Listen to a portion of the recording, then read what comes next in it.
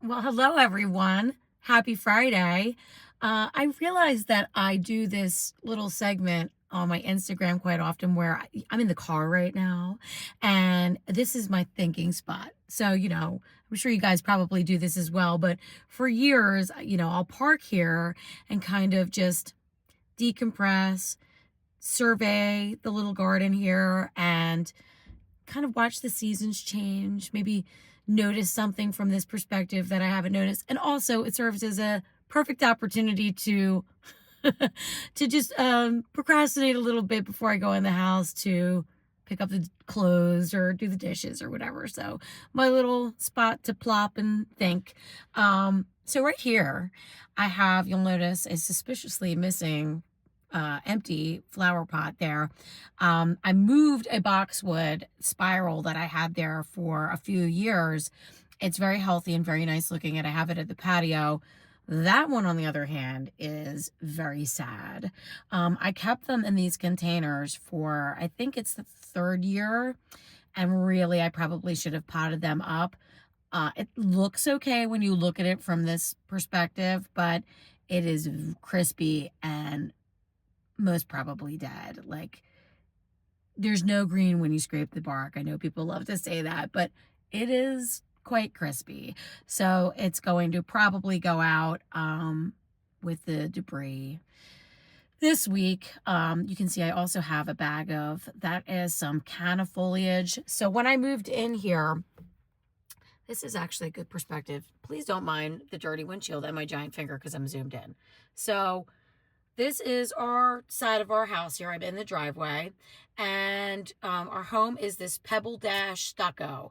The home is about 1920 built, and we had an addition put on about 11 years ago, and you can see the transition to it's more of like it's vinyl, but it looks like cedar shake. There's a lot of cedar shake houses in the area, and we decided to kind of match up with that look so it didn't look too completely disjointed. I do have some plans to spruce this the addition area, the back window. I'll talk to you guys about that later, but it'll be a really pretty aesthetic little mini makeover on the back patio area window.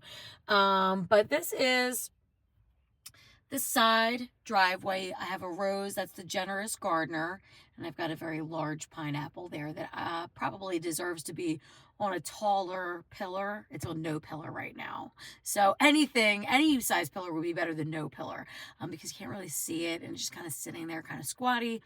But that's a beautiful rose when it comes into bloom. I've not trimmed on that, so I will maybe remove some of the hips and try and spruce it up a little bit before it's too late. Put some Espoma rose tone on those pretty soon.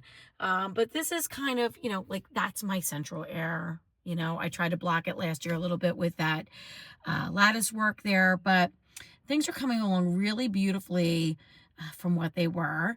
And this is a crepe myrtle right there that I planted last year. It has the beautiful like magenta pink flowers in the summertime. I need to get some more springtime things going in here. Look how massive the arborvitaes are.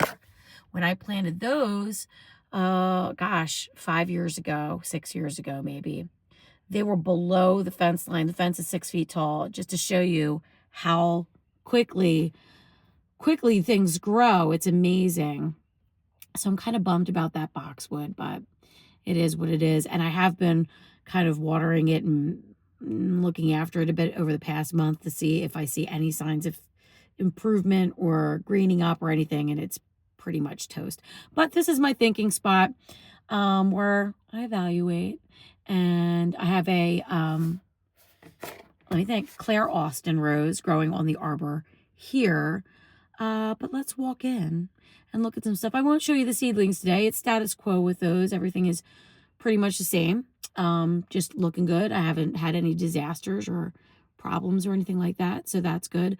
But let's go inside and just poke around a little bit.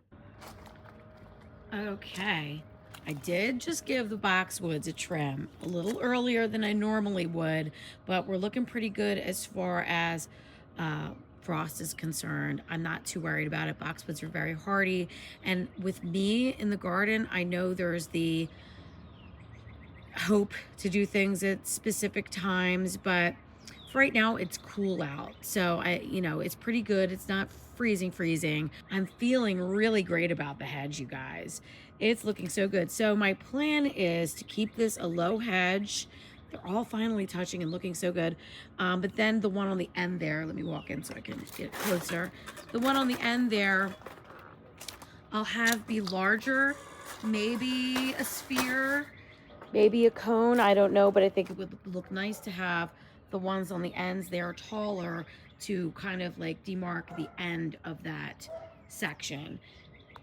That I would have maybe grow like angularly. I have another little one there I'm going to pop out and remove. So just have like a little, I don't know, we'll do a little something. The urn we need to re-level. We have it on pavers right now, but it is tipping forward quite a bit. So we're going to be working on that. It's early. We've got plenty of time. This is Benjamin Breton Rose, which is in a desperate need of pruning. Pruning is wild and out of control right now. And that's okay. I'll come out and I'll prune. I'll prune now before it gets too warm and really starts setting buds. But you can see all of the all of the boxwood clippings. I'll get out as much as I can, but anything I don't, guess what? It's just going to break down, and I'll throw some mulch or compost on top, and those will break down. I've got lots of tulips coming up and some daffodils too. Look at that little guy at the foundation there. Now that is a leftover from when we had the addition put on, just to show you how resilient plants are. That daffodil breaking through there is from my old patio, because where this addition is, there used to be a patio. And look, it's coming up. And these are actually leftovers too.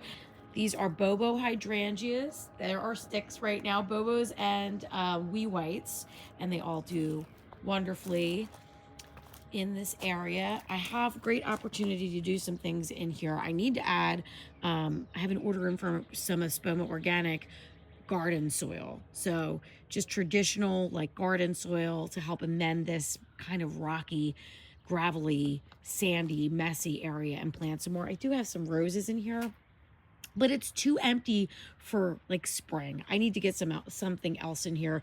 Those are Purple Pillar, Rose of Sharon. Again, they are summer blooming. And then you've got the roses. So you've got a summer bloomer with some roses. So it's like kind of blank and empty in here most of the time. I really would like to just put maybe some Encore azaleas. I'm going to leave these, but like more. I need to just pack it. I don't want to see this anymore. Same goes for here, this transition piece. I need to put things here. I need to plant these areas. I do need to amend the soil first. It's very gravelly. What happens is this area gets neglected a lot because we're always working like on this area. So that's I've gotten kind of stuck, and then I haven't been looking at it and paying attention to it. But this year I'm looking and I'm going to fix it. I did just on a whim, because you know that you see the fence is down. So Mark is working on a fence. I'll show it to you because he has some of the panels done. We're hoping to get it done this weekend. And it looks so good. I'm so excited about it. But I had the arbor over there, and I put it here on a whim because we were already taking the fence down, and I might leave it here. I think it looks good. And this is just like, there's spikes in the ground, so it's easy to just sink right down into the soil. So I moved it here, and I liked it here. Mark came home and he said, oh, I like it there.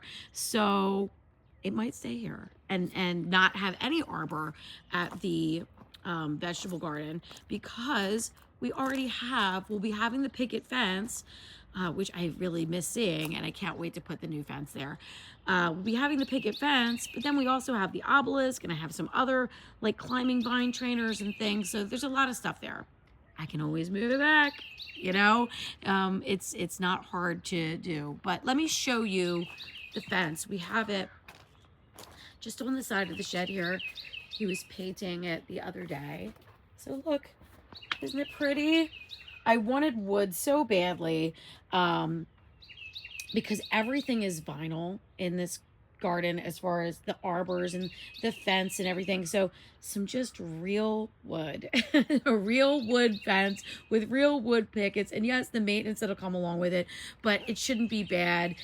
He did get pressure treated wood, which will really help maintain the longevity of the fence and the integrity of it. And we got the nice paint. So that's some of it.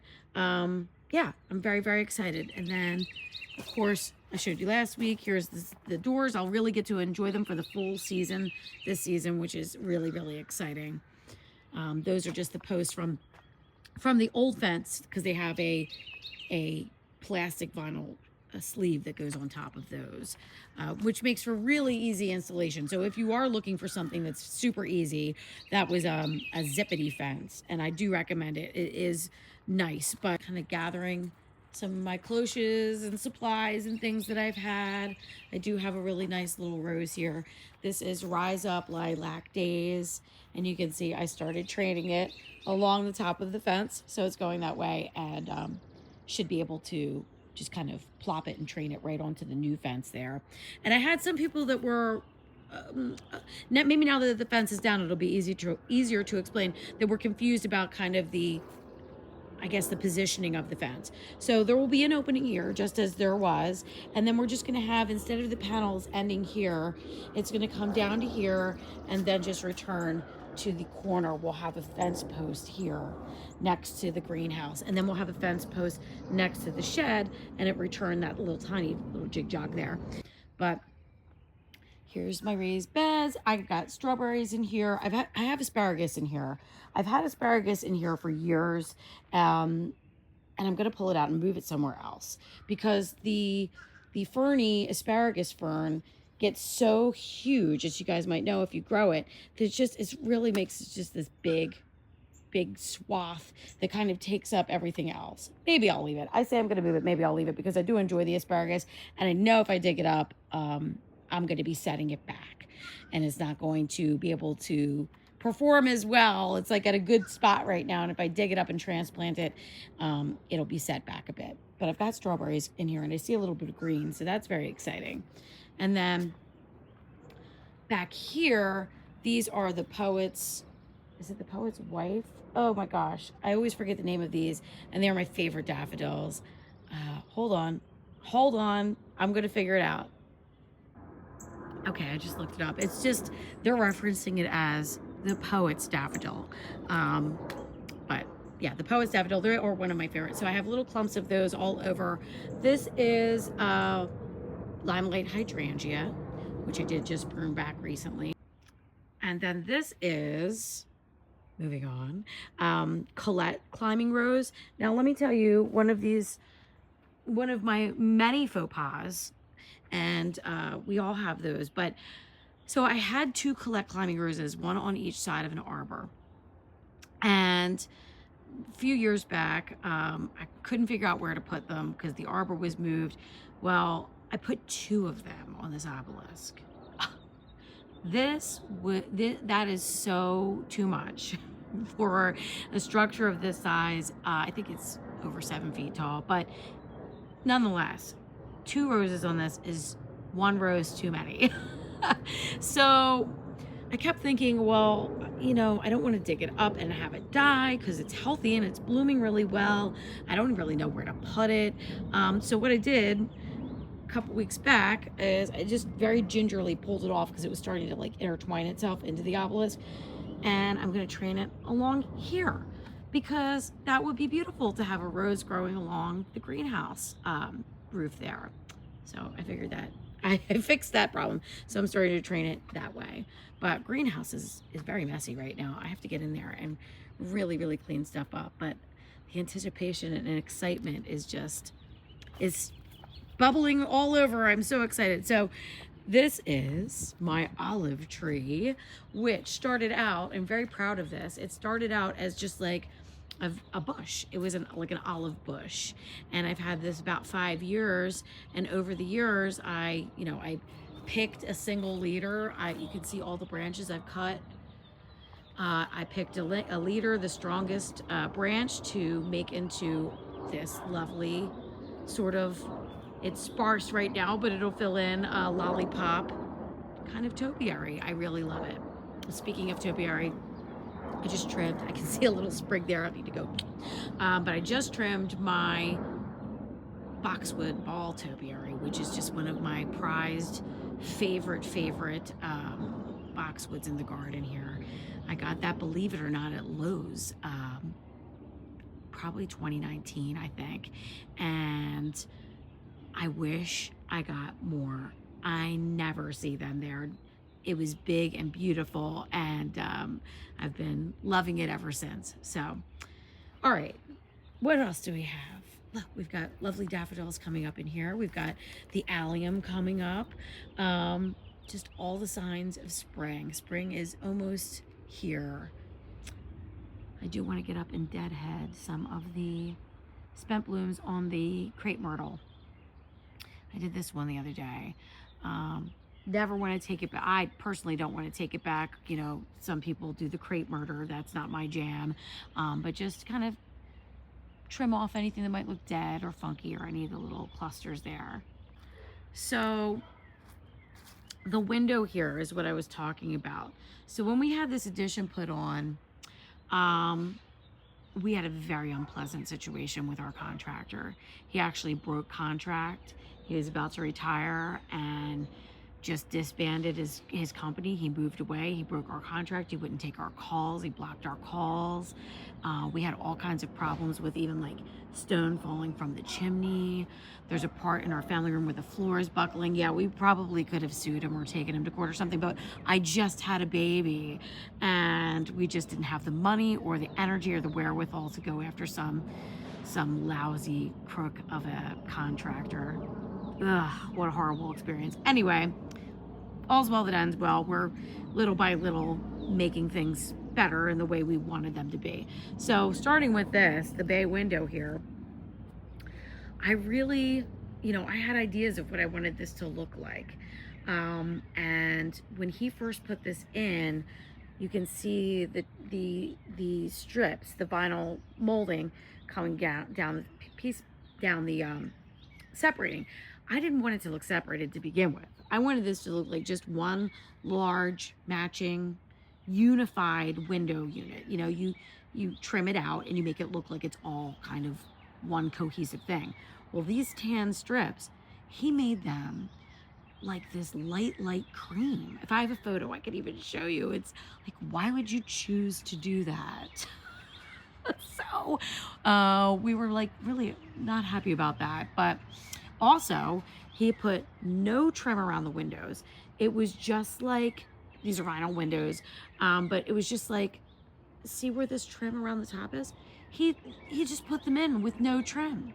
Like just bada bing, bada boom, there's your window, lady, bye-bye. That was it. So he did fix that and put some trim there. He had no trim around this little roof here. And we said, could you please bump out the roof a little bit? Because it was just like this teeny tiny little, it was bad. So anyway, I could just go on all day about him. I won't. It was a very bad experience, especially for having my first child and being like, it was just not a good time for me. And I was working from home at the time, at my old job. I'm a web developer, by the way, but I was working for an economic forecasting company at the time that I had worked with for about 15 years. And I was the web designer. I'm not an economist, but I did the website for this economic forecasting company. And I just remember all these deadlines and phone calls. I was a new mom, and then my house was like ripped apart. It was like the money pit with Tom Hanks. It was just awful. I digress. We have plans. We're going to make it better. Mark is like handyman extraordinaire these days, and he's just really loving it. So I feel happy about that. It's like I've got the garden part, and he, is the handyman. And honestly, I love the handyman part too. My dad used to build, he put an addition on our house. He put a full-on addition, my dad, bless his heart. He's 82 right now, and he is just amazing. He's an amazing person and so inspiring to me and my mom. They have given me so much inspiration over the years. through gardening and just home improvement, and I thank them so much. I love my mom and dad dearly. So we're going to kind of encase this with white, so it's all white and looks like one unified unit, and then have some custom window boxes that he's going to build that are going to wrap around and fit around the perimeter. I already have like my Pinterest board in my mind. I already have it all like schemed out. I showed it to him. He said yes, it shouldn't be a problem. So maybe do a little bit of dental molding up here, just a little something to get a little fancy schmancy. But that's it. That's where we're at. Oh, by the way, that's where I moved the boxwood that was thriving in the driveway area. I moved it there. The top's a little wonky, but that's okay. I trimmed it the other day. But do you hear all these birds? Right now I'm hearing a plane and birds and trash trucks. We have not started hearing the leaf blowers and the lawn mowers and the lawn equipment yet, which I am truly thankful for. I can't stand it. So I did clean up this area the other day also. I would love to leave the leaves a little bit longer, but I have to be honest, there were too many. Like, I should never have left that enormous amount without shredding them up first. They were getting like slimy, and also the propellers that drop from my neighbor's tree, I really wanted to get them up because I pull literally hundreds of little maple saplings out of my garden every year. It's just crazy. Of course, I did poke around and make sure that there was no bunny in here. If there was a bunny nesting anywhere in here, I would have just left those leaves forever. I'm laughing, but it's somewhat true. I had a little nest of bunnies living in my raised beds, you guys might remember, a few years ago, and I loved them so much, and just never planted in the bed. That was their home until they decided otherwise. I even set up a tiny little patio umbrella up above them because we were having some major rainstorms and I didn't want them to get washed out or that bed to get flooded. So anyway, no bunny in here yet. But I did clean this area up. This is all winter bronzing, so don't panic with anything that you see like that. Especially the ones on the interior have the bronzing because I moved those last year. I changed, and I told you guys already, I moved this diamond in a bit so I have more space to plant. And because they were a little bit more not in shock, but a little bit more vulnerable from the move, they've got more of the bronzing than these, which have been here this is the third year. This is coming on the third year. So last year was a full year. The year before I had planted them, and this is the third year now. Wow, time sure does fly, doesn't it? I need to figure out that side if it's the last thing I do. I need to get some arborvitaes in here. I need to get some evergreens in here. I need to get some hydrangeas and some encore azaleas and all the things I love. I need to get that. But that's my little update. Now, please cross your fingers.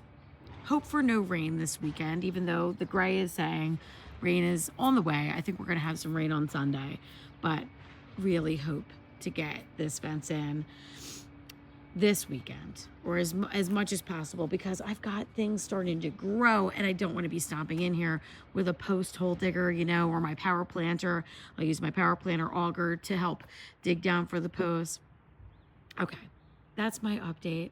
I hope you're all doing really well. I hope that you are all excited for spring, and I hope, you've got some fun garden plans yourselves.